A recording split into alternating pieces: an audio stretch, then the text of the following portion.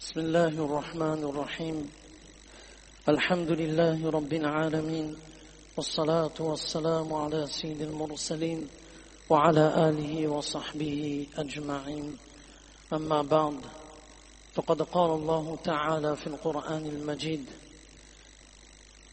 إن الله على كل شيء قدير وقال الله تعالى اقترب للناس حسابهم وهم في غفلة عنها معرضون صدق الله العظيم رب اشرح لي صدري ويسر لي أمري واحلل عقدة من لساني يفقه قولي سبحانك لا علم لنا إلا ما علمتنا إنك أنت العليم الحكيم فسهل يا إلهي كل صعب بحرمة سيد الأبرار سهل جزا الله عنا محمدا صلى الله عليه وسلم بما وأهله رب ارحمهما كما ربياني صغيرا وإني أعوذ بالله أن أكون في نفسي عظيما وعند الله صغيرا. Toutes les louanges appartiennent à Allah subhanahu wa ta'ala, le tout clément, le tout miséricordieux, celui qui nous a permis de venir en toute sécurité vers la masjid, vers cet endroit où le calme, où la miséricorde d'Allah subhanahu wa ta'ala descend en permanence. La masjid, c'est ce lieu où Allah subhanahu wa ta'ala donne aux croyants l'occasion de se ressourcer et de faire un retour vers sa miséricorde. Allah subhanahu wa ta'ala, à travers les différentes épreuves de notre vie, à travers les différentes situations, à travers les différents événements de notre vie, Allah subhanahu wa ta'ala nous interpelle sur la précarité, sur la fragilité de la condition humaine, sur l'existence de la vie tout simplement. Seul Allah subhanahu wa ta'ala détient tout le pouvoir. Inna Allah ala kulli shay'in qadir. Sans aucun doute, Allah subhanahu wa ta'ala a le pouvoir sur toute chose. Notre pouvoir d'achat, notre sécurité, notre confort, notre richesse, nos biens, nos vies appartiennent uniquement à Allah subhanahu wa ta'ala. Et ces événements nous rappellent qu'en un clin d'œil, on peut tout avoir, mais en un clin d'œil, on peut tout perdre. Et ce n'est pas notre personnalité, ce n'est pas notre notoriété, ce n'est pas notre statut social qui va, dans ces événements-là et dans ces circonstances-là et dans ces situations-là, nous être utile, si ce n'est que la force de notre foi. Et Allah subhanahu wa ta'ala nous le rappelle. Notre foi, wallah, il n'y a pas meilleure protection que la foi du croyant qui connaît son statut, que je suis une créature d'Allah subhanahu wa ta'ala, que oh Allah, tout vient de toi.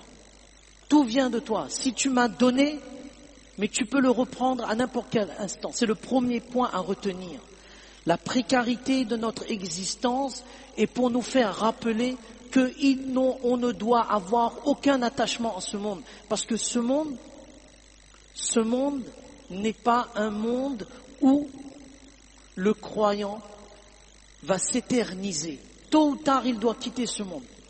Et il doit laisser tout derrière lui. Donc c'est un rappel pour nous. C'est un rappel pour nous toujours de se connecter. Aujourd'hui, on est connecté à travers tous les réseaux sociaux. Mais on a oublié d'être toujours se connecter avec Allah subhanahu wa ta'ala. Oh Allah, quelles que soient les situations, quels que soient les événements, quelles que soient les épreuves, oh Allah, je cherche et je demande ta protection. Je ne suis rien, oh Allah. Je m'organise, on se solidarise, on se met en confiance, on se met en groupe. Mais oh Allah, ton aide vient uniquement de toi. C'est ton aide qui va nous être utile. On fait l'effort, le croyant protège ses biens. Tout être humain, c'est tout à fait naturel. Allah subhanahu wa ta'ala lui a donné cette capacité de protéger ses biens, de protéger sa personne, de protéger sa famille. Mais dans cette protection, il y a inlassablement et il y a un impératif de rechercher l'aide d'Allah. Parce que notre condition humaine, elle est très fragile. Si on reprend le discours de mon Aboul Hassan Ali Nadwi, rahimullah, à une certaine époque au Bengale, et on l'a déjà dit, subhanallah, l'opulence, le confort ne doit pas nous faire oublier notre condition. Ce ne sont pas des finalités, ce sont des intermédiaires. Ce sont des intermédiaires pour que nous puissions réfléchir sur l'objectif pour lequel Allah subhanahu wa ta'ala nous a envoyés sur cette terre. Et ces événements nous rappellent Allahu Akbar. Comment, même on peut avoir notre carte bancaire dans notre poche, on peut avoir notre pouvoir d'achat dans notre poche, mais on ne peut pas acheter parce qu'il y a une insécurité. On ne peut pas Allah nous montre, on est en bonne santé, on n'est pas sur un lit d'hôpital. On est là, mais on voit qu'on ne peut pas se déplacer parce qu'il y a tel événement, il y a telle situation. Allah subhanahu wa ta'ala nous montre, et ça nous fait penser que vraiment, inna Allah ala kulli shay'in qadir, il a pouvoir sur toute chose. Allah, c'est le seul qui n'a pas besoin d'aide. Il n'a besoin d'aucune aide. Si on peut là on voit et on prend conscience que marcher, mais je marche avec l'ordre d'Allah. Donc celui qui connaît son statut, le statut de serviteur, Allah subhanahu wa ta'ala certainement ne l'oubliera pas dans les situations les plus difficiles. Parce qu'il connaît, chacun à sa place. Chacun à sa place. Je suis un serviteur d'Allah. Quel que soit mon titre, quel que soit mon pouvoir d'achat, quelle que soit ma notoriété, quelle que soit ma personnalité, je reste un serviteur d'Allah. Tout dépend d'Allah subhanahu wa ta'ala. C'est le premier point. La précarité, la fragilité de notre condition doit nous amener toujours à se connecter avec Allah subhanahu wa ta'ala. Wallah, c'est toi seul qui fais. Deuxième point, et cela nous interpelle sur un inventaire, un état des lieux de notre intérieur. Un état des lieux de notre intérieur. Quel est mon comportement? Parce qu'il ne faut pas oublier que si on prend un seau, on prend une bassine et on remplit de l'eau, et on remplit de l'eau, mais il y a une petite fissure, une petite, minime, aussi minime soit-elle. Elle est très petite. Peut-être qu'on ne voit pas à l'œil nu, mais certainement l'eau fuit. Sans aucun doute, il y a un effet sur la bassine. Sans aucun doute, il y a un effet sur le seau d'eau. On est en train de perdre quelque chose. De la même façon pour le croyant. Chacune de ces actions, minime soit-elle, chacune de ces actions a un effet sur l'extérieur. À travers le Coran, à travers les ahadiths de Rasulullah sallallahu alayhi wa sallam. Bonne ou mauvaise action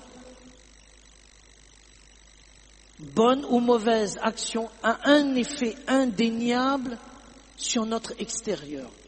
Et cela doit nous interpeller sur notre état des lieux, notre inventaire, notre propre. Personne n'est parfait. Wallah, personne n'est parfait. Mais la grandeur de notre imperfection et la grandeur de notre faiblesse se trouve dans la reconnaissance de cette faiblesse, dans la reconnaissance de nos propres erreurs. Allah subhanahu wa ta'ala, il aime. Notre comportement, ce n'est pas seulement à la masjid. Je viens à la masjid, je prie, mais en dehors, à l'extérieur de la masjid, quel est mon comportement envers autrui, musulman ou non musulman? Comment je fais mes transactions? D'une façon halal, d'une façon licite. Peut-être on minimise certaines actions en faisant croire, Shaitan, il est très fort. Il nous fait croire que la prière, la grandeur de la prière efface et met un voile sur nos péchés qui sont devenus naturels, qui sont devenues naturelles et au quotidien. La rancune, la jalousie, l'animosité. Comment je traite mon employé, comment je traite mon employeur, celui à qui j'ai fait une allocation, mais comment je traite cette personne-là? S'il a eu un jour de retard, mais comment je le traite? Et comment je le harcèle? Dans mes transactions, est-ce que je suis responsable de bloquer la marchandise d'une telle personne parce qu'il a ouvert le même magasin que moi, il a les mêmes produits, donc je fais tout pour bloquer sa marchandise? On doit se poser des questions, wallah, on doit se poser des questions. La solidarité, elle est bien. La solidarité, ce sont comme les atomes de l'eau. On réunit les atomes d'eau. Il y a une grande bassine, mais il ne faut pas qu'il y ait des fuites. Il ne faut pas qu'il y ait des fuites invisibles qu'on ne voit pas. Et on se dit, mais où est notre force? Pourtant, on est en groupe. Et il le faut. Mais il le faut dans le bon sens du terme. Il le faut que lorsque chacun apporte une réforme à soi-même. C'est très important. Comment je me comporte envers ma famille? Comment je me comporte envers autrui? L'islam est un système global. L'islam est un système de vie global. Mais quelle est ma vie dans tous les sens du terme?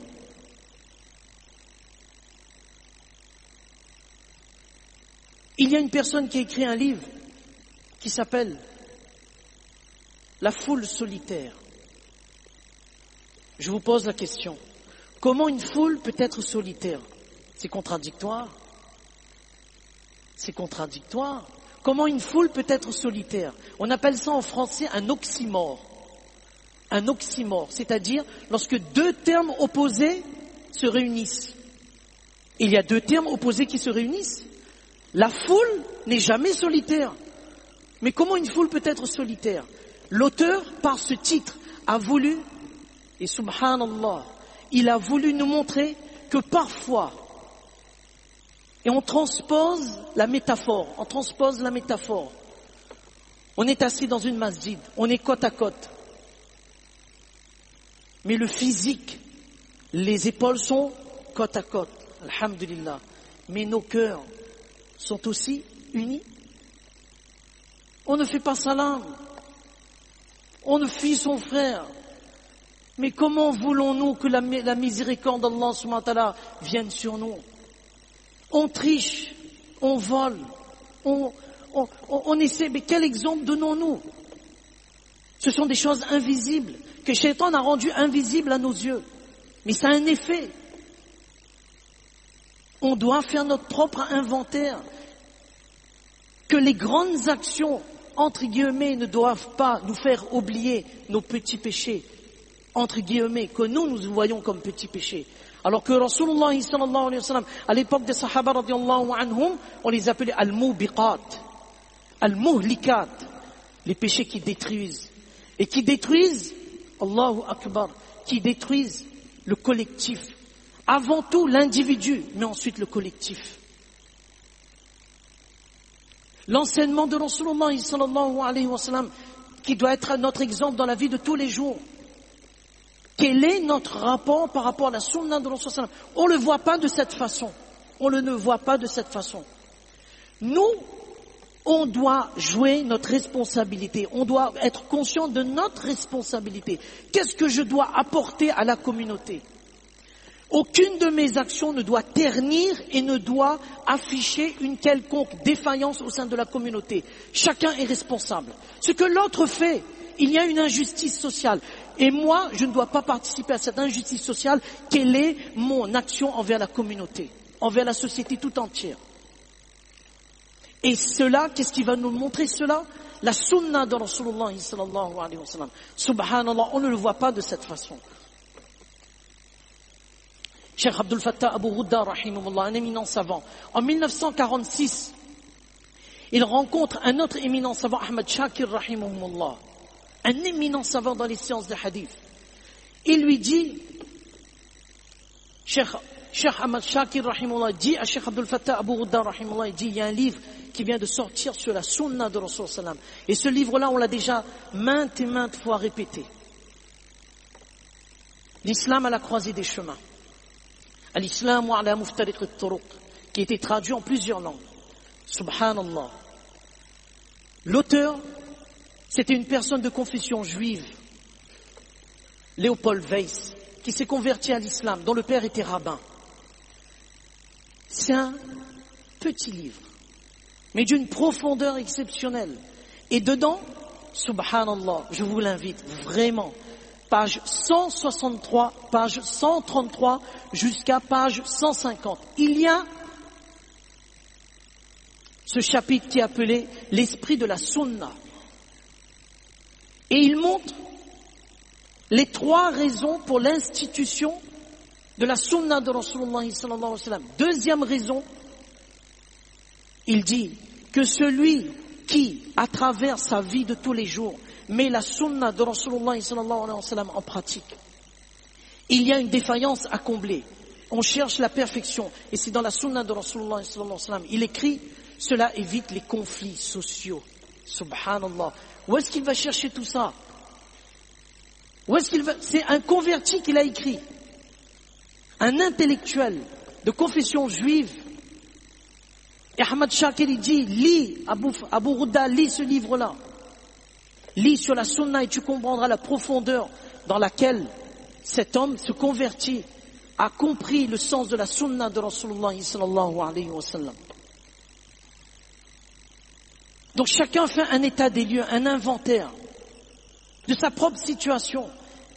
On ne peut pas laisser les maladies spirituelles nous ternir. On ne peut pas. On a besoin du collectif, mais le collectif se forme à partir des individus. Et les individus se forment à travers une réforme spirituelle. C'est là que le collectif devient fort. Cela, parce qu'Allah subhanahu wa ta'ala a garanti le succès, la force dans les ordres, dans ses ordres, dans l'enseignement de Rasulullah sallallahu alayhi wa sallam. C'est ça qu'on a besoin. Wallah, il ne faut pas s'attarder à la façade, mais il faut aller derrière la façade et comprendre où il y a une fuite. Ne pas s'attarder sur le robinet, mais voir où le tuyau nous amène et là où il y a une fuite et on constate qu'il y a une fuite. Donc premier point, qu'est-ce qu'on a vu? La fragilité de l'existence humaine. Et cela nous rappelle que seul Allah subhanahu wa ta'ala est grand. C'est lui qui décide à n'importe quel moment où tout peut basculer. Et tout le monde est touché. Tout le monde est touché. Et le jour de la résurrection, il y aura séparation. Mais tout le monde est touché. Deuxième point, cela nous interpelle sur notre inventaire, sur notre état des lieux. Chacun, il est impératif de faire cette réforme spirituelle qui est nécessaire. De voir quel manquement, personne n'est parfait, on le répète. Mais la conscience de notre faiblesse et de notre imperfection nous invite à nous corriger en permanence jusqu'à notre dernier souffle. Quel est mon rapport avec le dîn? Quel est mon rapport avec la salat? Quel est mon rapport avec les ordres d'Allah? Quel est mon rapport avec autrui? Quel est mon rapport avec ma famille? Quel est mon rapport avec tout un chacun, musulman ou non musulman?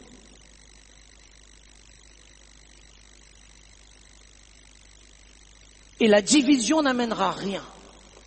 Les maladies spirituelles nous écartent et nous éloignent l'un de l'autre.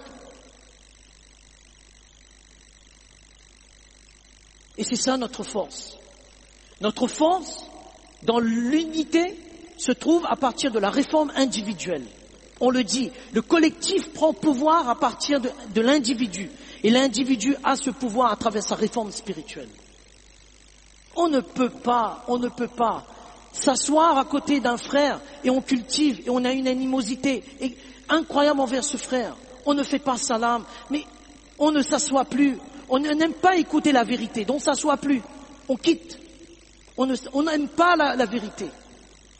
Mais Allah nous montre que la vérité seule domine. Mais c'est à nous de comprendre cela. Et troisième point, cela nous montre l'importance de Amr bil Ma'ruf wa Nahy anil Munkar. L'importance d'inviter vers le bien et d'interdire le mal. Et cela commence aussi avec nos enfants. Montrer à nos enfants le goût de l'effort. Aujourd'hui, tout est devenu gratuit. L'enfant, dit quelque chose et on accepte son désir. On lui a plus appris à être patient. Aujourd'hui, tu n'as pas, peut-être demain tu auras. Mais lui, il veut tout de suite. Et nous, on succombe à ses désirs. Il n'y a plus le goût de l'effort. Lui, il voit, et à travers les réseaux sociaux, il y a le bling-bling. On affiche une apparence. Et on a mis tellement d'emphase sur l'apparence que le gars, le bambin, la fille, le garçon, croient que tout se trouve dans l'apparence. Et que moi, je veux porter des godasses, je veux porter des vêtements, je veux porter ceci, cela, maintenant. Papa, je veux ça maintenant. Et on succombe à ses caprices. Il n'y a plus ce goût de l'effort. Na'oudhu billah. Tout est dans la gratuité. Ils pensent, alors que nos parents, alors que nous-mêmes, nous savons tous comment nos parents, comment nos prédécesseurs ont bâti un empire peu à peu. Il y a une patience.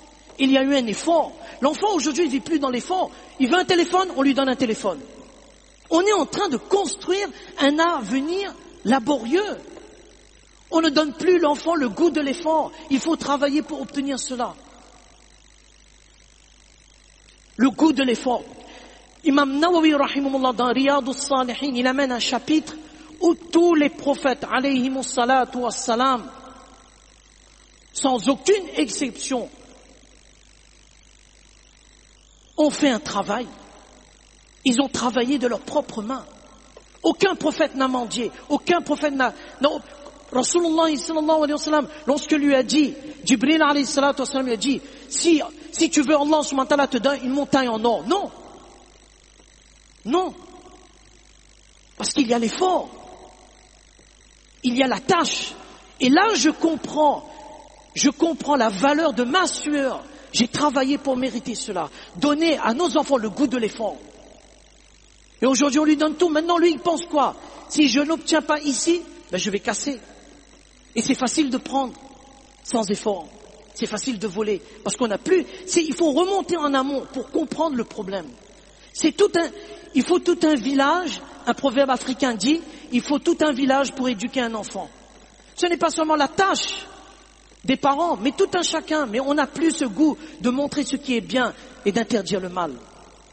Le goût de l'effort. Ensuite, le respect de nos aînés. L'enfant aujourd'hui ne respecte plus. On lui dit quelque chose, mais il te répond en face. Il te répond en face. Parce qu'on ne lui a pas appris à respecter les aînés.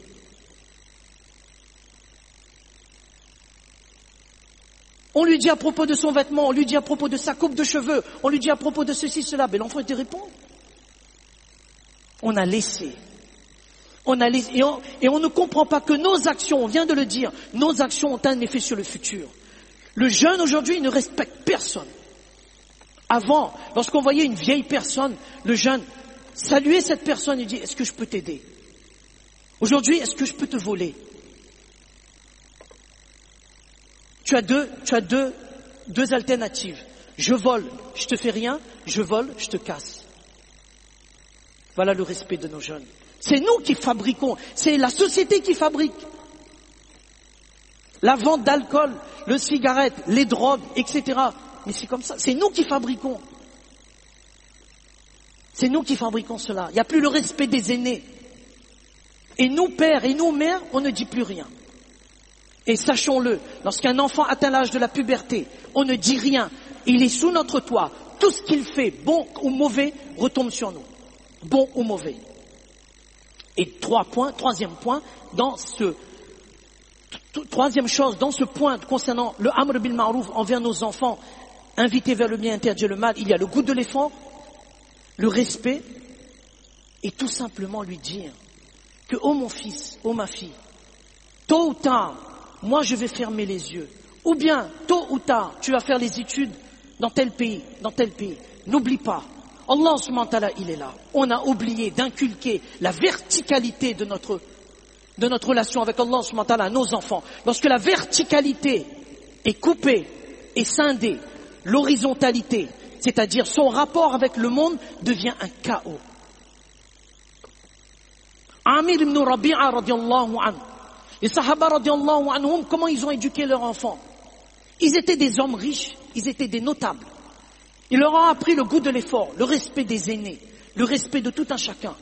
Il leur a appris que, oublie pas, que je ne vais pas être un gendarme, Mais c'est toi qui dois développer cette crainte envers Allah subhanahu wa ta'ala. Aujourd'hui, on ne parle plus avec notre fils de l'au-delà. Qu'Allah subhanahu wa ta'ala, il te voit. Même si moi je te vois pas dans les ténèbres de la nuit, qu'est-ce que tu es en train de faire sur ton GSM? Dans les ténèbres de la nuit, quelle relation ou quelle liaison connectée ou connective tu es en train d'établir? Allah seul le sait. On ne parle plus de cela. Amir ibn Rabi'a radiyallahu anhu, une personne est venue le voir et lui a dit, je te donne un champ. Je te donne ce champ-là, je te donne ce champ. Alors que c'était permis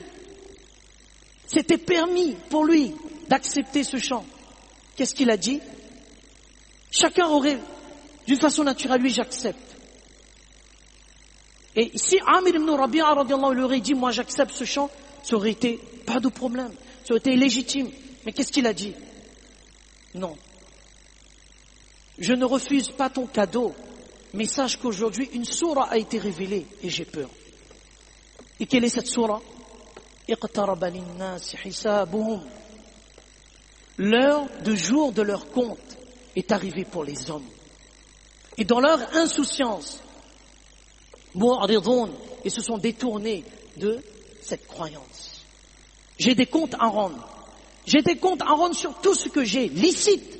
Non pas non plus si quelqu'un vole, mais quel compte il aura à rendre auprès d'Allah subhanahu wa ta'ala.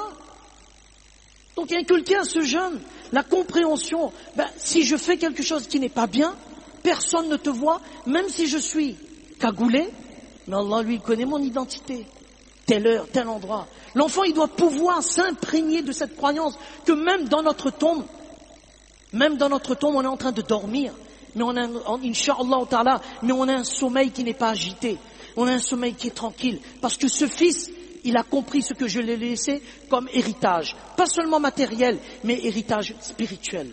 Il a compris que, ce que mon père, ce que ma mère a dit, c'est vrai. Et nous, on en reçoit les récompenses. Ce ne sera pas un sommeil agité, ce sera un sommeil apaisé. Parce que ce fils, on l'a fabriqué. On l'a fabriqué dans le bon sens du terme. On sait qu'il va nous rendre en retour.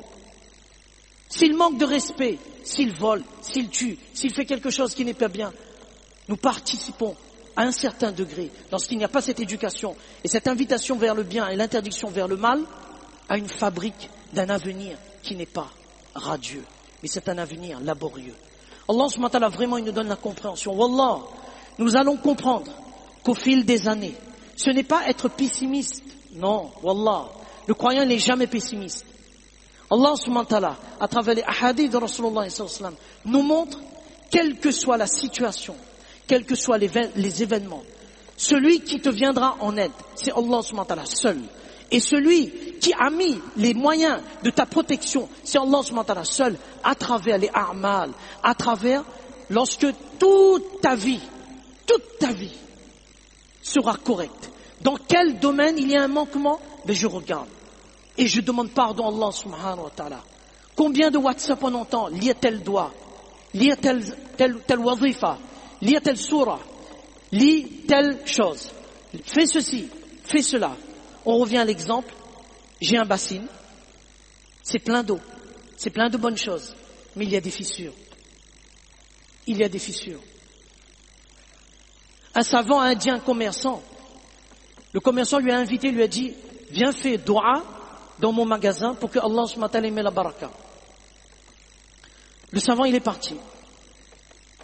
Et ce savant, toujours d'une façon sage, mais il dit toujours la vérité. Il lui dit toujours la vérité. Quel que soit, il peut être n'importe qui.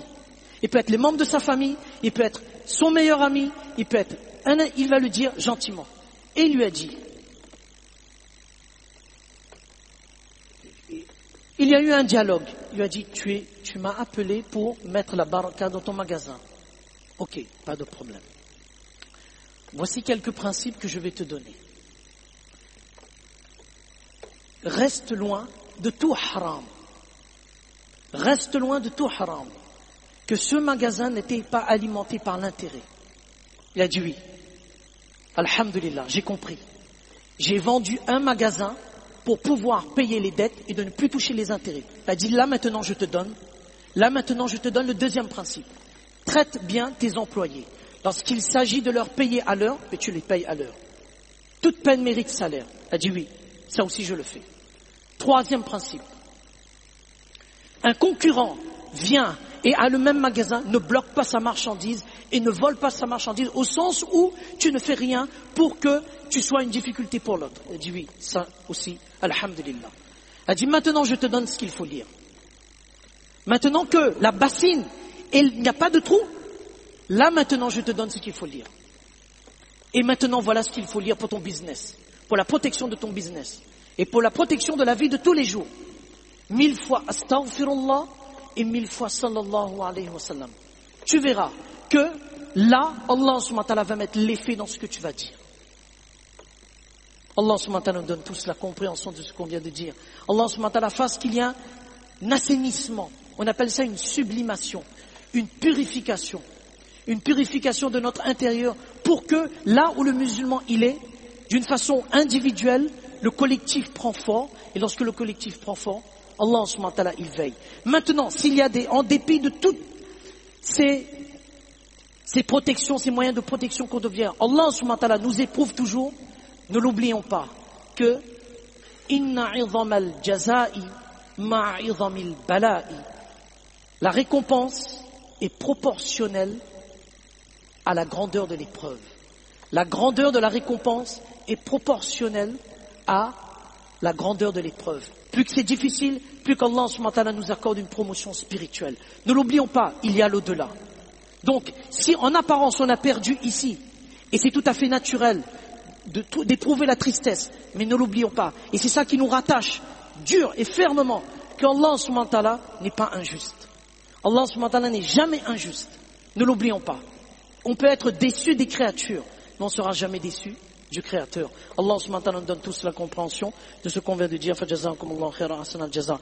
Quelques annonces. En raison du couvre-feu qui a été prolongé jusqu'à ce dimanche, l'heure de la salat de Isha est maintenue à 20h15. Donc il n'y a pas de changement d'horaire de la salat de Isha. Ce n'est pas 20h30, c'est 20h15 jusqu'à nouvel ordre.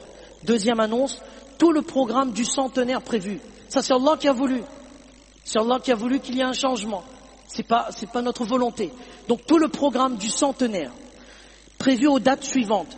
Dimanche 25 novembre, mercredi 28 novembre, vendredi 30 novembre et dimanche 2 décembre, tout ce programme-là a été annulé jusqu'à nouvel ordre. Et dernière annonce, tant que les écoles resteront fermées, il n'y aura pas de madrasa. Et il y a aussi bien la décision du rectorat que la décision de la commune de la mairie de Saint-Paul. Donc tant que les écoles resteront fermées, les madrasas aussi resteront fermées. N'oublions pas de faire pas des révisions de nos enfants à la madrasa, à la maison. Lorsqu'un enfant lit le Coran, il y a la baraka. Il y a protection, il y a la miséricorde d'Allah subhanahu wa ta'ala. Allah subhanahu wa ta'ala nous fasse comprendre, Allah subhanahu wa ta'ala nous protège tout le genre humain, et qu'Allah subhanahu wa ta'ala fasse qu'il y a une issue favorable à tout ça, et qu'Allah subhanahu wa ta'ala fasse qu'on sort gagnant spirituellement parlant. Amin wa akhiru da'wana alhamdulillahi rabbil alamin.